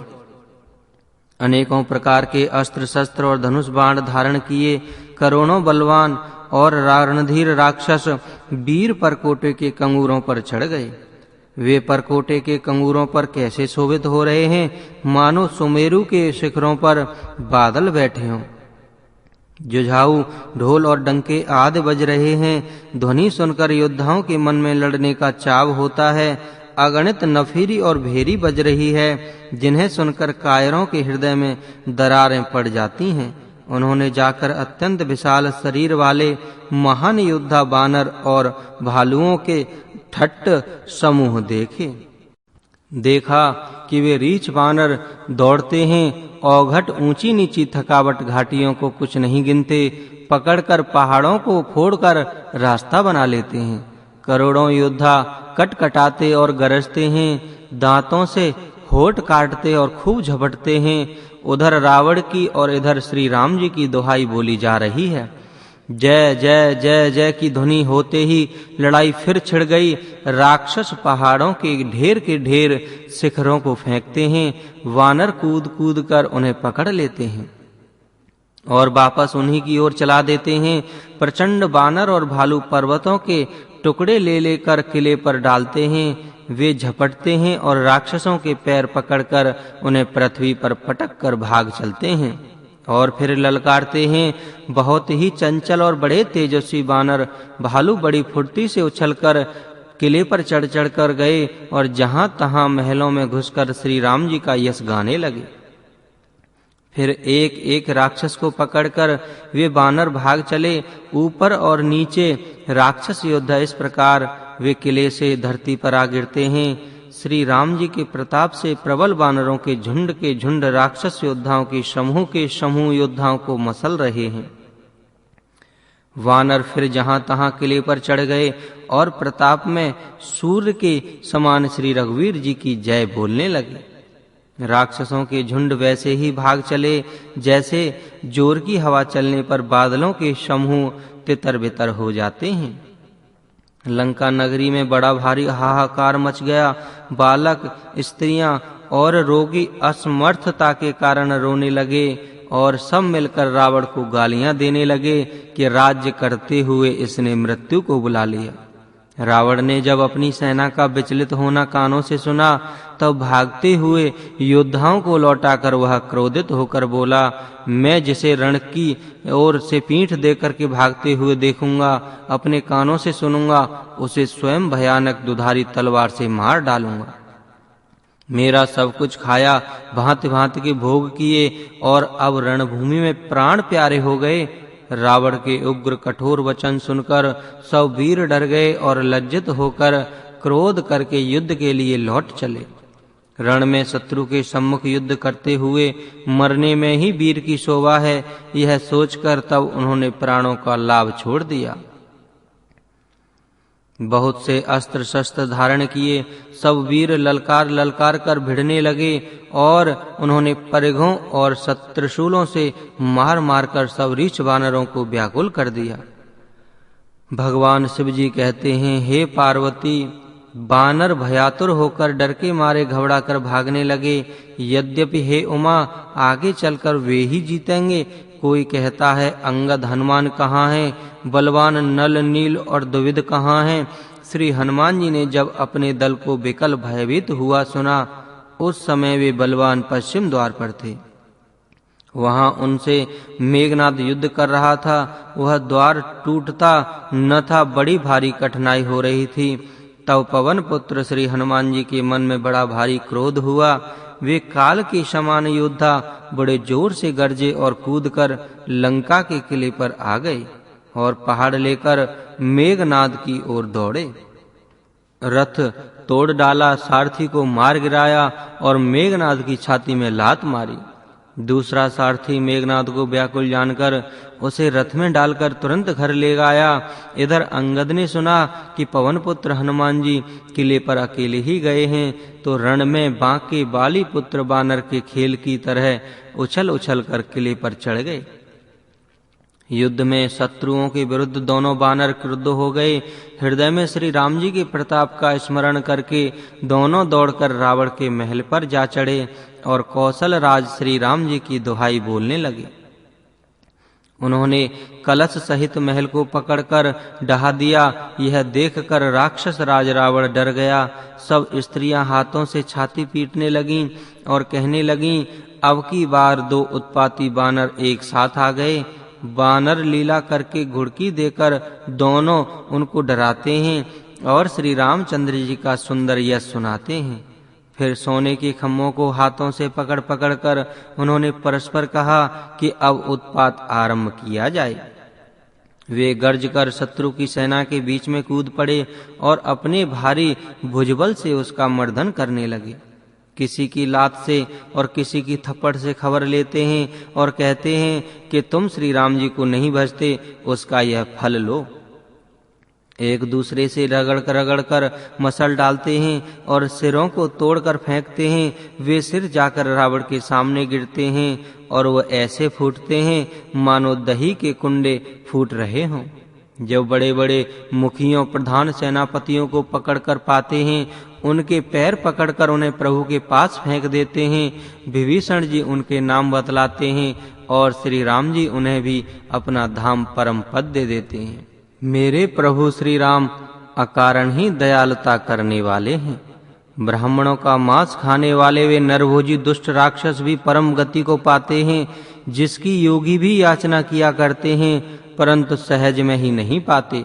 भगवान शिव जी कहते हैं, हे उमा, श्री राम जी बड़े ही कोमल हृदय और करुणा की खान हैं। वे सोचते हैं कि राक्षस मुझे बैर भाव से ही सही स्मरण तो करते ही हैं।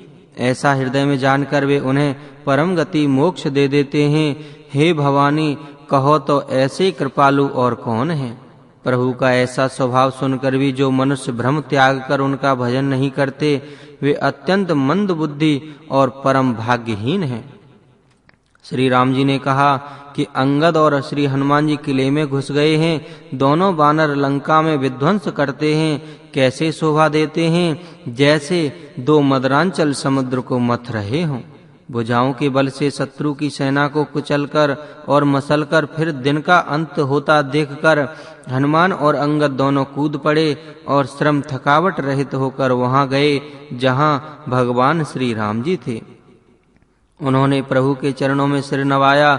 ये उत्तम योद्धाओं को देखकर श्री रघुनाथ जी मन में बहुत प्रसन्न हुए। श्री राम जी ने कृपा करके दोनों को देखा, जिससे वे श्रम रहित और परम सुखी हो गए। अंगद और श्री हनुमान जी को गए जानकर सभी भालू और बानर वीर लौट पड़े। राक्षसों ने प्रदोष सायंकाल का बल पाकर रावण की दुहाई देते हुए बानरों पर धावा बोल दिया। राक्षसों की सेना आती देखकर बानर लौट पड़े और वे योद्धा जहां तहां कट-कटाकर भिड़ गए। दोनों ही दल बड़े बलवान हैं। योद्धा ललकार कर लड़ते हैं, कोई हार नहीं मानते। सभी राक्षस महान वीर और अत्यंत काले हैं और बानर विशालकाय तथा अनेकों रंगों के हैं। दोनों ही दल बलवान हैं और समान बल वाले योद्धा हैं। वे क्रोध करके लड़ते हैं और खेल करते करते अपनी अपनी वीरता दिखलाते हैं। राक्षस और बानर युद्ध करते हुए ऐसे जान पड़ते हैं मानो क्रमशः वर्षा और शरद ऋतु के बहुत से बादल पवन से प्रेरित होकर लड़ रहे हों। अकंपन और अतिकाय इन सेनापतियों ने अपनी सेना को विचलित होते देखकर माया की। पल भर में अत्यंत अंधकार हो गया। खून, पत्थर और राख की वर्षा होने लगी। दसों दिशाओं में अत्यंत घना अंधकार देखकर बानरों की सेना में खलबली पड़ गई। एक को एक दूसरा नहीं देख सकता और सब जहां तहां पुकार कर रहे हैं। श्री रघुनाथ जी सब रहस्य जान गए। उन्होंने अंगद और हनुमान जी को बुला लिया और सब समाचार कहकर समझाया। सुनते ही वे दोनों कपिश्रेष्ठ क्रोध करके दौड़े। फिर कृपालु श्री राम जी ने हंसकर धनुष चढ़ाया और तुरंत ही अग्निबाण चलाया, जिससे प्रकाश हो गया। कहीं अंधेरा नहीं रह गया। जैसे ज्ञान के उदय होने पर सब प्रकार के संदेह दूर हो जाते हैं। जय श्री राम। लंका कांड पृष्ठ संख्या 749 से 762 तक। माल्यवान का रावण को समझाना। लक्ष्मण मेघनाद युद्ध। लक्ष्मण जी को शक्ति लगना एवं रावण का कुंभकर्ण को जगाना। कुंभकर्ण विभीषण संवाद तक। आइए श्री राम कथा शुरू करें। भालू और बानर प्रकाश पाकर श्रम और भय से रहित होकर प्रसन्न होकर दौड़े। श्री हनुमान जी और अंगद रण में गरज उठे। उनकी हाँक सुनते ही राक्षस भाग छूटे। भागते हुए राक्षस योद्धाओं को बानर और भालू पकड़कर पृथ्वी पर दे मारते हैं और अद्भुत आश्चर्यजनक करनी करते हैं। युद्ध कौशल दिखलाते हैं। पैर पकड़कर उन्हें समुद्र में डाल देते हैं। वहां मगर, सांप और मच्छ उन्हें पकड़-पकड़ कर खा डालते हैं। कुछ मारे गए, कुछ घायल हुए, कुछ भागकर गढ़ पर चढ़ गए। अपने बल से शत्रु दल को विचलित करके रीछ और बानर गरज रहे हैं। रात हुई जानकर बानरों की चारों सेनाएं टुकड़ियां वहां आईं जहां कौशलपति श्री राम जी थे। श्री राम जी ने ज्यों ही सबको कृपा करके देखा, त्यों ही ये बानर श्रम रहित हो गए। वहां लंका में रावण ने मंत्रियों को बुलाया और जो योद्धा मारे गए थे उन सबको सबसे बताया। उसने कहा, वानरों ने आधी सेना का संहार कर दिया, अब शीघ्र ही बताओ क्या उपाय किया जाए। मालवंत नाम का एक अत्यंत बूढ़ा राक्षस था। वह रावण की माता का पिता अथवा उसका नाना और श्रेष्ठ मंत्री था। वह अत्यंत पवित्र नीति के वचन बोला, हे तात, कुछ मेरी सीख भी सुनो। जब से तुम सीता को हर लाए हो तब से इतने अपशगुन हो रहे हैं कि वर्णन नहीं किया जा सकता। वेद पुराणों ने जिनका स्वयं गाया है उन श्री राम से विमुख होकर किसी ने सुख नहीं पाया। भाई हिरण्यकश्यपु सहित हिरण्याक्ष को और बलवान मधुकैटभ को जिन्होंने मारा था वे ही कृपा के समुद्र भगवान श्री राम रूप से अवतरित हुए हैं, जो काल स्वरूप हैं, दुष्टों के समूह रूपी बन के भस्म करने वाले अग्नि हैं, गुणों के धाम और ज्ञान घन हैं, एवं शिवजी और ब्रह्मा जी भी जिनकी सेवा करते हैं, उनसे बैर कैसा। अतः बैर छोड़कर उन्हें जानकी जी को दे दो और कृपा निधान परम स्नेही श्री राम जी का भजन करो। रावण को उसके वचन बाण के समान लगे। वह बोला, अरे अभागे, मुंह काला करके यहाँ से निकल जा। तू बूढ़ा हो गया, नहीं तो तुझे मार ही डालता। अब मेरी आंखों को अपना मुंह मत दिखला।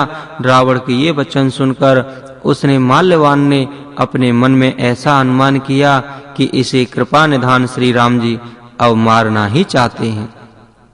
वह रावण को दुर्वचन कहता हुआ उठकर चला गया। तब मेघनाद क्रोध पूर्वक बोला, सवेरे मेरी करामात देखना पिताजी, मैं बहुत कुछ करूंगा, थोड़ा क्या कहूं, जो कुछ वर्णन करूंगा थोड़ा ही होगा। पुत्र के वचन सुनकर रावण को भरोसा आ गया। उसने प्रेम के साथ उसे गोद में बिठा लिया। विचार करते करते ही सवेरा हो गया।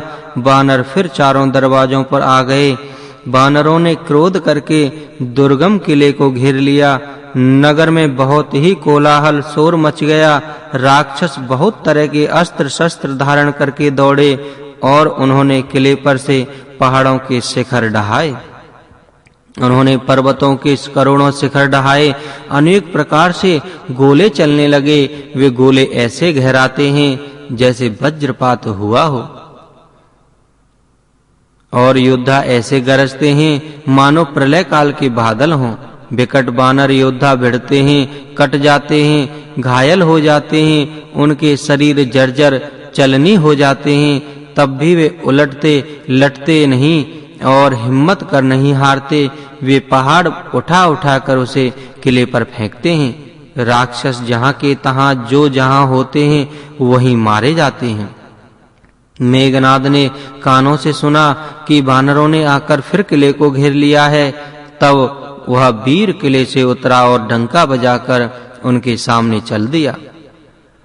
मेघनाद ने पुकार कर कहा, समस्त लोकों में प्रसिद्ध धनुर्धर कौशलाधीश दोनों भाई कहाँ हैं?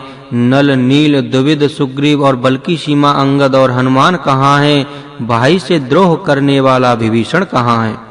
आज मैं सबको और उस दुष्ट को तो हठपूर्वक अवश्य ही मारूंगा। ऐसा कहकर उसने धनुष पर कठिन बाणों का संधान किया और अत्यंत क्रोध करके उसे कान तक खींचा। वह बाणों के समूह छोड़ने लगा मानो बहुत से पंख वाले सांप दौड़े जा रहे हों। जहां तहां बानर गिरते दिखाई पड़ने लगे। उस समय कोई भी उसके सामने ना हो सके। रीछ बानर जहां तहां भाग चले। सबको युद्ध की इच्छा भूल गई। रणभूमि में ऐसा एक भी बानर या भालू नहीं दिखाई पड़ा जिसको उसने प्राण मात्र अवशेष न कर दिया हो, अर्थात जिसके केवल प्राण मात्र ही न बचे हों, बल पुरुषार्थ सारा जाता ना रहा हो। फिर उसने सबको 10-10 बाण मारे। बानर वीर पृथ्वी पर गिर पड़े। बलवान और धीर मेघनाद सिंह के समान नाद करके गरजने लगे। सारी सेना को बेहाल व्याकुल देखकर पवन पुत्र हनुमान जी क्रोध करके ऐसे दौड़े मानो स्वयं काल दौड़ा हो। उन्होंने तुरंत एक बड़ा भारी पहाड़ उखाड़ लिया और बड़े ही क्रोध के साथ उसे मेघनाद पर छोड़ा। पहाड़ को आते देखकर वह आकाश में उड़ गया। उसके रथ, सारथी और घोड़े सब नष्ट हो गए, चूर-चूर हो गए। हनुमान जी उसे बार-बार ललकारते हैं, पर वह बिकल निकट नहीं आता, क्योंकि वह उनके बल का मर्म जानता था। तब मेघनाद श्री रघुनाथ जी के पास गया और उसने उनके प्रति अनेकों प्रकार के दुर्वचनों का प्रयोग किया। उसने उन पर अस्त्र शस्त्र तथा सब हथियार चलाए। प्रभु ने खेल में ही सबको काटकर अलग कर दिया। श्री राम जी का प्रताप सामर्थ्य देखकर वह मूर्ख लज्जित हो गया और अनेकों प्रकार की माया करने लगा। जैसे कोई व्यक्ति छोटा सा सांप का बच्चा हाथ में लेकर गरुड़ को डरावे और उससे खेल करे, भगवान शिव जी और परमपिता ब्रह्मा जी तक बड़े छोटे, जिनकी अत्यंत बलवान माया के बस में है, नीच बुद्धि निशाचर उनको अपनी माया दिखलाता है। आकाश ऊंचे चढ़-चढ़कर वह बहुत से अंगारे बरसाने लगा।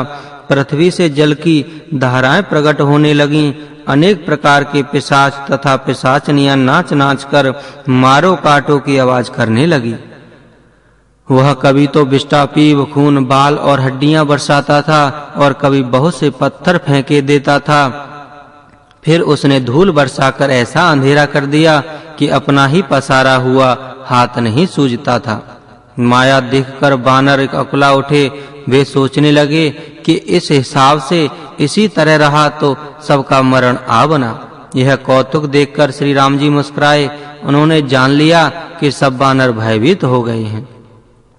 तब श्री राम जी ने एक ही बाण से माया काट डाली, जैसे सूर्य अंधकार के समूह को हर लेता है। तदनंतर उन्होंने कृपा भरी दृष्टि से बानर भालुओं को देखा। वे ऐसे प्रबल हो गए कि रण में रोकने पर भी नहीं रुकते। श्री राम जी से आज्ञा मांगकर अंगद और आदि बानरों के साथ हाथों में धनुष बाण लिए हुए लक्ष्मण जी क्रुद्ध होकर चले। उनके लाल नेत्र हैं, चौड़ी छाती, विशाल भुजाएं हैं, हिमाचल पर्वत के समान उज्जवल गौरवर्ण शरीर, कुछ लड़ाई लिए हुए है। इधर रावण ने भी बड़े-बड़े योद्धा भेजे, जो अनेक अस्त्र शस्त्र लेकर दौड़े। पर्वत, नख, वृक्ष रूपी हथियार धारण किए हुए बानर श्री रामचंद्र जी की जय पुकार कर दौड़े। बानर और राक्षस सब जोड़ी से जोड़ी भिड़ गए। इधर और उधर दोनों ओर जय की इच्छा कम न थी, अर्थात प्रबल थी।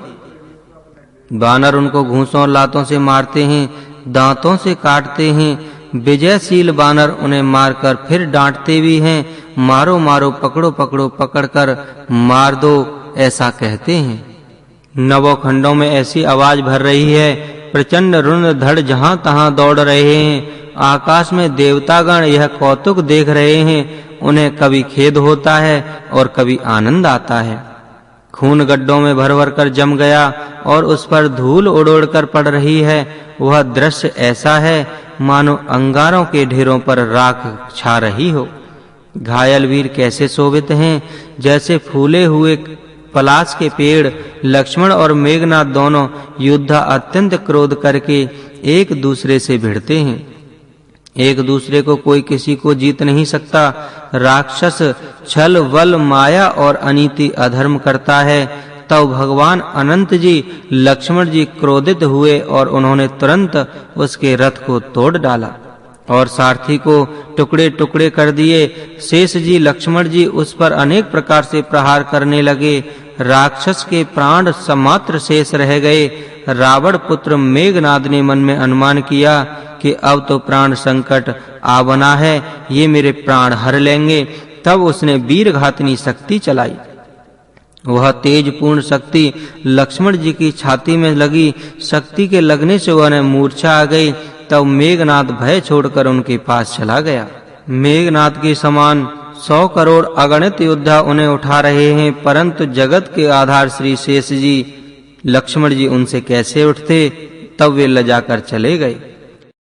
भगवान शिव जी कहते हैं, हे पार्वती सुनो, प्रलय काल में जिन शेषनाग के क्रोध की अग्नि 14 भुवनों को तुरंत ही जला डालती है और देवता, मनुष्य तथा समस्त चराचर जीव जिनकी सेवा करते हैं, उनको संग्राम में कौन जीत सकता है। इस लीला को वही जान सकता है जिस पर श्री राम जी की कृपा हो। संध्या होने पर दोनों ओर की सेनाएं लौट पड़ी। सेनापति अपनी अपनी सेनाएं संभालने लगे। व्यापक ब्रह्म अजेय संपूर्ण ब्रह्मांड के ईश्वर और करुणा की खान श्री रामचंद्र जी ने पूछा कि लक्ष्मण कहाँ हैं। तब तक हनुमान जी उन्हें ले आए। छोटे भाई को इस दशा में देखकर प्रभु ने बहुत ही दुख माना। जामवान ने कहा, लंका में सुषेण वैद्य रहता है, उसे ले आने के लिए किसको भेजा जाए। हनुमान जी छोटा रूप धरकर गए और सुषेण को उसके घर समेत तुरंत ही उठा लाए। सुषेण ने आकर श्री राम जी के चरणार बिंदों में सिर नवाया। उसने पर्वत और औषधि का नाम बताया और कहा कि हे पवन पुत्र, औषधि लेने के लिए जल्दी जाओ। श्री राम जी के चरण कमलों को हृदय में रखकर पवन पुत्र श्री हनुमान जी अपना बल बखान कर अर्थात मैं अभी लिए आता हूँ ऐसा कहकर चल दिए। उधर एक गुप्तचर ने रावण को इस रहस्य की खबर दी। तब रावण काल नेमी के घर आया। रावण ने उसको सारा मर्म हाल बतलाया। काल नेमी ने सुना और बार-बार सिर पीटा। उसने कहा, तुम्हारे देखते देखते जिसने नगर जला डाला उसका मार्ग कौन रोक सकता है। श्री रघुनाथ जी का भजन करके तुम अपना कल्याण करो। हे नाथ, झूठी बकवास छोड़ दो। नेत्रों को आनंद देने वाले नील कमल के समान सुंदर श्याम शरीर को अपने हृदय में रखो। मैं तू भेदभाव और ममता रूपी मूढ़ता को त्याग दो। महामोह अज्ञान रूपी रात्रि में सो रहे हो, सो जाग उठो। जो काल रूपी सर्प का भी भक्षक है, कहीं स्वप्न में भी वह रण में जीता जा सकता है। उसकी ये बातें सुनकर रावण बहुत ही क्रोधित हुआ। तब काल नेमी ने मन में विचार किया कि इसके हाथ से मरने की अपेक्षा श्री राम जी के दूत के हाथ से ही मरूं तो बहुत अच्छा है। यह दुष्ट तो पाप समूह में रत है। वह मन ही मन ऐसा कहकर चला और उसने मार्ग में माया रची। तालाब, मंदिर और सुंदर बाग बनाया। हनुमान जी ने सुंदर आश्रम देखकर सोचा कि मुनि से पूछकर जल पी लूं जिससे थकावट दूर हो जाए। राक्षस वहां कपट से मुनि का भेष बनाए विराजमान था। वह मूर्ख अपनी माया से मायापति के दूत को मोहित करना चाहता था। मारुति ने उसके पास जाकर मस्तक नवाया। वह श्री राम जी के गुणों की कथा कहने लगा। वह बोला, रावण और राम में महान युद्ध हो रहा है। राम जी जीतेंगे, इसमें संदेह नहीं है। हे भाई, मैं यहाँ रहता हुआ बहुत दिन हो गए और मैं सब देख रहा हूँ। मुझे ज्ञान दृष्टि का बहुत बड़ा बल है। हनुमान जी ने उससे जल मांगा तो उसने कमंडलू दे दिया। हनुमान जी ने कहा, थोड़े जल से मैं तृप्त नहीं होता। वह बोला, तालाब में स्नान करके तुरंत लौट आओ, मैं तुम्हें दीक्षा दूं जिससे तुम ज्ञान प्राप्त करो। तालाब में प्रवेश करते ही एक मगरी ने अकुलाकर उसी समय श्री हनुमान जी का पैर पकड़ लिया। हनुमान जी ने उसे मार डाला। तब वह दिव्य देह धारण करके विमान पर चढ़कर आकाश को चली। उसने कहा, हे बानर, मैं तुम्हारे दर्शन से पाप रहित हो गई। हे तात, श्रेष्ठ मुनि का साफ मिट गया। हे कपि, यह मुनि नहीं है, घोर निशाचर है। मेरा वचन सत्य मानना। ऐसा कहकर ज्यों ही वो अप्सरा गई त्यों ही श्री हनुमान जी निशाचर के पास गए। हनुमान जी ने कहा, हे मुनि, पहले गुरु दक्षिणा ले लीजिए, पीछे आप मुझे मंत्र दीजिएगा। हनुमान जी ने उसके सिर को पूंछ में लपेटकर उसे पछाड़ दिया। मरते समय उसने अपना राक्षसी शरीर प्रकट किया। उसने राम राम कहकर प्राण छोड़े।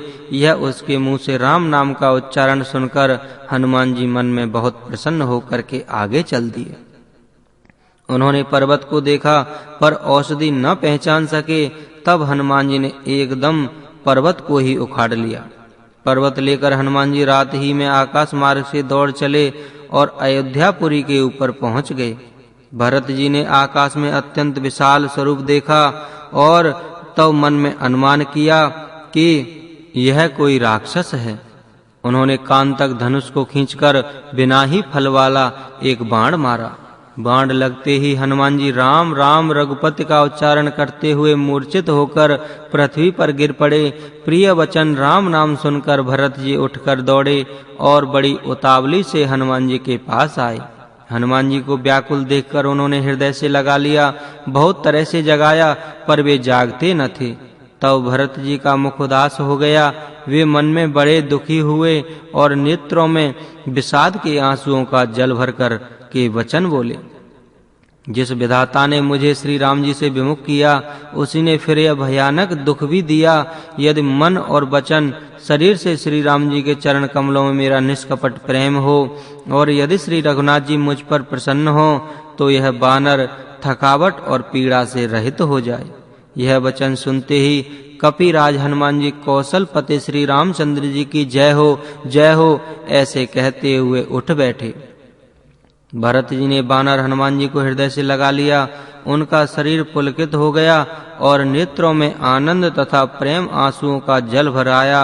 रघुकुल तिलक श्री रामचंद्र जी का स्मरण करके भरत जी के हृदय में प्रीति समाती न थी। भरत जी बोले, हे तात, छोटे भाई लक्ष्मण तथा माता जानकी जी सहित सुख निधान श्री राम जी की कुशल कहो। बानर श्री हनुमान जी ने संक्षेप में सब कथा कही। सुनकर भरत जी दुखी हुए और मन में पछताने लगे। हा देव, मैं जगत में क्यों जन्मा? प्रभु के एक भी काम न आया। फिर कुअवसर विपरीत समय जानकर मन में धीरज धरकर बलवीर भरत जी हनुमान जी से बोले, हे तात, तुमको जाने में देर होगी और सवेरा होते ही काम बिगड़ जाएगा। अतः तुम पर्वत सहित मेरे बाण पर चढ़ जाओ। मैं तुमको वहां भेज दूं जहां कृपा के धाम श्री राम जी हैं।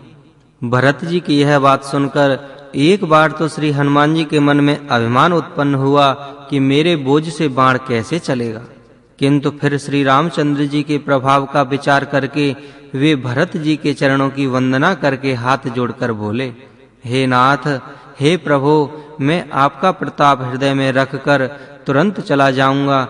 ऐसा कहकर आज्ञा पाकर और भरत जी के चरणों की वंदना करके श्री हनुमान जी चल दिए। भरत जी के बाहुबल, शील, सुंदर स्वभाव, गुण और प्रभु के चरणों में अपार प्रेम की मन ही मन बारंबार सराहना करते हुए मारुति श्री हनुमान जी चले जा रहे हैं। वहां लक्ष्मण जी को देखकर श्री राम जी साधारण मनुष्य के अनुसार समान वचन बोले, आधी रात बीत चुकी है, हनुमान जी नहीं आए। यह कहकर श्री राम जी ने छोटे भाई लक्ष्मण जी को उठाकर हृदय से लगा लिया और बोले, हे भाई, तुम मुझे कभी दुखी नहीं देख सकते थे। तुम्हारा स्वभाव सदा से ही कोमल था। मेरे हित के लिए तुमने माता पिता को भी छोड़ दिया और वन में जाड़ा, गर्मी और हवा सब सहन किया।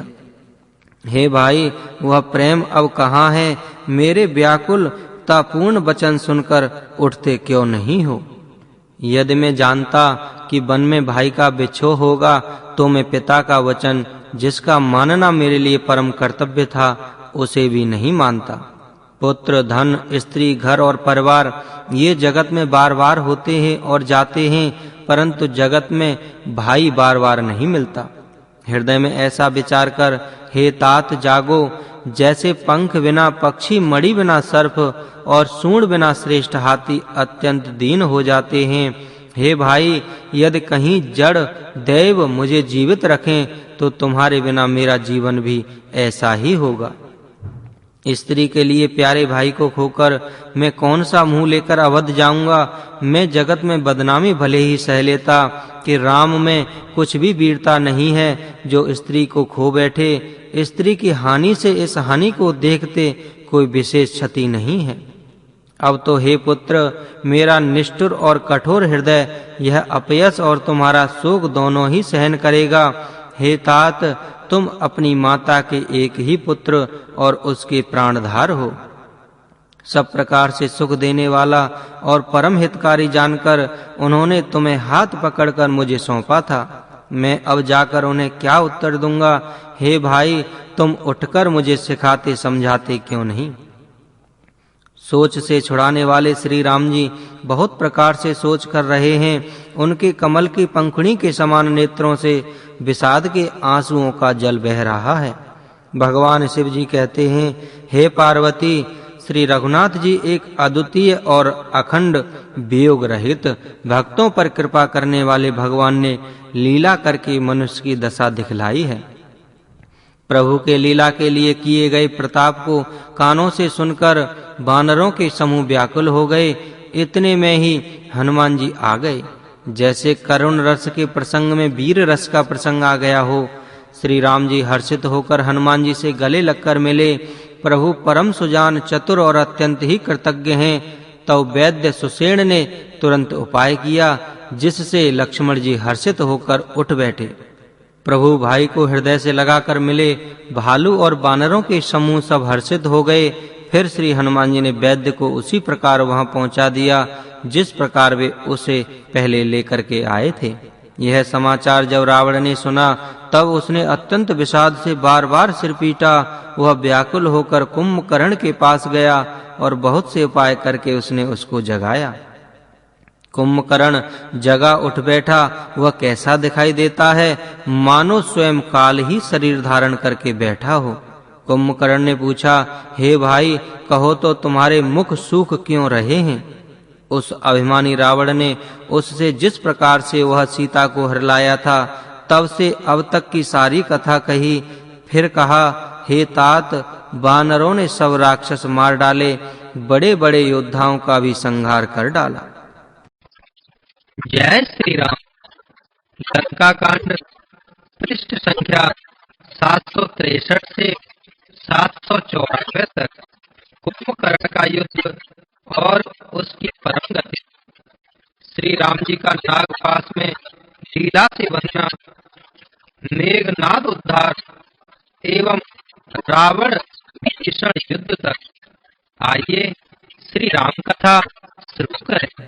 छोटे भाई को उठाकर उसने हृदय से लगा लिया और श्री रघुनाथ जी का भक्त जानकर वे उसके मन को प्रिय लगे। विभीषण ने कहा, हे तात, परम हितकर सलाह एवं विचार कहने पर रावण ने मुझे लात मारी। उसी ग्लानि के मारे मैं श्री रघुनाथ जी के पास चला आया। दीन देखकर प्रभु के मन को मैं बहुत प्रिय लगा। कुंभकर्ण ने कहा, हे पुत्र, सुन, रावण तो काल के वश हो गया है। उसके सिर पर मृत्यु नाच रही है। वह क्या अब उत्तम शिक्षा मान सकता है? हे विभीषण, तू धन्य है, धन्य है, धन्य है। हे तात, तू राक्षस कुल का भूषण हो गया। हे भाई, तूने अपने कुल को दैदीप्यमान कर दिया। जो शोभा और समुद्र के सुख के श्री राम जी को भजा, मन, वचन और कर्म से कपट छोड़कर रणधीर श्री राम जी का भजन करना। हे भाई, मैं काल मृत्यु के वश हो गया हूँ। मुझे अपना पराया नहीं सूझता, इसलिए अब तुम जाओ। भाई के वचन सुनकर विभीषण लौट गए और वहां आए जहां त्रिलोकी के भूषण श्री राम जी थे। विभीषण ने कहा, हे नाथ, पर्वत के समान विशाल देह वाला रणधीर कुंभकर्ण आ रहा है। वानरों ने जब कानों से इतना सुना, तब वे बलवान किलकिलाकर हर्षद ध्वनि करके दौड़े, वृक्ष और पर्वत उखाड़कर उठा लिए और क्रोध से दांत कटकटाकर उन्हें उसके ऊपर डालने लगे। रीछ वानर एक-एक बार में करोड़ों पहाड़ों के शिखरों से उस पर प्रहार करते हैं, परंतु इससे ना तो उसका मन ही मुड़ा, विचलित हुआ और न शरीर ही टीले टला। जैसे मदार के फलों की मार से हाथी पर कुछ भी असर नहीं होता, तब हनुमान जी ने उसे एक घूंसा मारा, जिससे वह व्याकुल होकर पृथ्वी पर गिर पड़ा और सिर पीटने लगा। फिर उसने उठकर श्री हनुमान जी को मारा। वे चक्कर खाकर तुरंत ही पृथ्वी पर गिर पड़े। फिर उसने नल नील को पृथ्वी पर पछाड़ दिया और दूसरे योद्धाओं को भी जहां-तहां पटक-पटक कर डाल दिया। वानर सेना भाग चली। सब अत्यंत भयभीत हो गए, कोई सामने नहीं आता। सुग्रीव समेत अंगद आदि वानरों को मूर्छित करके फिर वह अपरिमित बल की सीमा कुंभकर्ण वानर राज सुग्रीव को कांख में दाव कर चला। भगवान शिव जी कहते हैं, हे उमा, श्री रघुनाथ जी वैसे ही नर लीला कर रहे हैं जैसे गरुड़ सर्पों के समूह में मिलकर खेलता है। जो बहु के इशारे मात्र से बिना परिश्रम के काल को भी खा जाता है, उसे कहीं ऐसी लड़ाई शोभा देती है। भगवान इसके द्वारा जगत को पवित्र करने वाली वह कीर्ति फैलाएंगे, जिसे गागा कर मनुष्य भवसागर से तर जाएंगे। मूर्छा जाती रही, तब मारुति श्री हनुमान जी जागे और फिर वे सुग्रीव को खोजने लगे। सुग्रीव की विमूर्छा दूर हुई तब वे मुर्दे से होकर खिसक गए, कांख से नीचे गिर पड़े। कुंभकर्ण ने उनको मृतक जाना। उन्होंने कुंभकर्ण के नाक, कान दांतों से काट लिए और फिर गरजकर आकाश की ओर चले। तब कुंभकर्ण ने जाना, उसने सुग्रीव का पैर पकड़कर उनको पृथ्वी पर पछाड़ दिया। फिर सुग्रीव ने बड़ी फुर्ती से उठकर उसको मारा और तब बलवान सुग्रीव प्रभु के पास आए और बोले, कृपा निधान प्रभु की जय हो, जय हो, जय हो। नाक कान काटे गए ऐसा मन में जानकर बड़ी ग्लानि हुई और वह क्रोध करके लौटा। एक तो वह स्वभाव आकृति से ही भयंकर था, फिर बिना नाक कान के होने से वह और भी भयानक हो गया। उसे देखते ही वानरों की सेना में भय उत्पन्न हो गया। रघुवंश मणि की जय हो, जय हो, जय हो ऐसा पुकारकर वानर समूह हू हू करके दौड़े और सबने एक ही साथ उस पर पहाड़ और वृक्षों के समूह छोड़े। रण के उत्साह में कुंभकर्ण विरुद्ध होकर उनके सामने ऐसा चला मानो क्रोधित होकर काल ही आ रहा हो।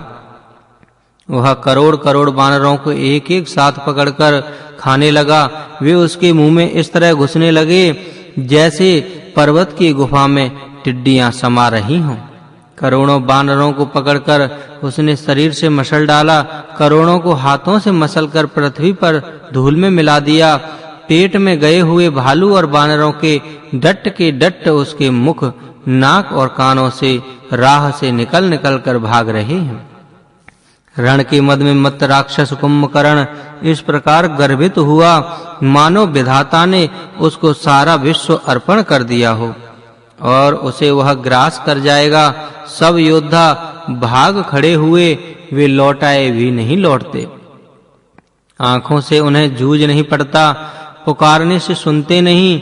कुंभकर्ण ने वानर सेना को तितर-बितर कर दिया। यह सुनकर राक्षस सेना भी दौड़ी। श्री रामचंद्र जी ने देखा कि अपनी सेना व्याकुल है और शत्रु की सेना नाना प्रकार की सेना आ गई है। तब कमल नयन श्री राम जी बोले, हे सुग्रीव, हे विभीषण, हे लक्ष्मण, सुनो, तुम सेना को संभालना, मैं इस दुष्ट के बल और सेवा को देखता हूँ। हाथ में सारंग धनुष और कमर में तरकस सजकर श्री रघुनाथ जी शत्रु सेना को दलन करने चले। प्रभु ने पहले तो धनुष का टंकार किया, जिसकी भयानक आवाज सुनते ही शत्रु दल बहरा गया। फिर सत्य प्रतिज्ञ श्री राम जी ने 1,00,000 बाण छोड़े। वे ऐसे चले मानो पंख वाले काल सर्फ चल रहे हों।